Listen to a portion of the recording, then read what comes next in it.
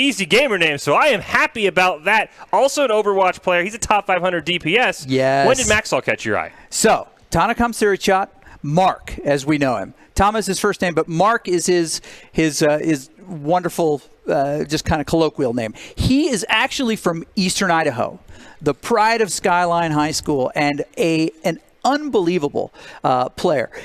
We became very familiar with him through the Esports Tower group, which is associated with the eFuse combines and Esports Tower events that they do. We met him that way, discovered that he also reached out to us before, but we got a chance to see him play with other GM and top 500 high school players through their organized really scouting combines, and got to know him much better in that process. We got to meet his family, and he is a really, really clever and talented player. We cannot wait to bring him in.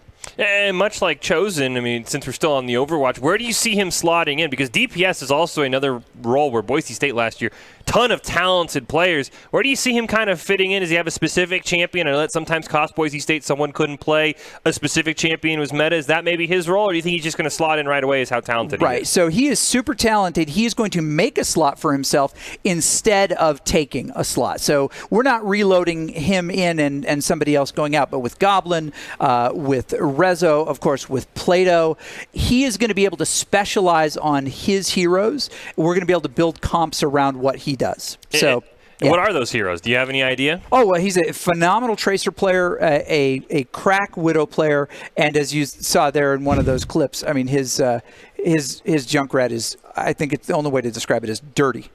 I mean, so good. Boise State Overwatch, you might have to describe as dirty. I mean, we saw how talented it was last year. 2 top 500 players coming in, absolutely incredible.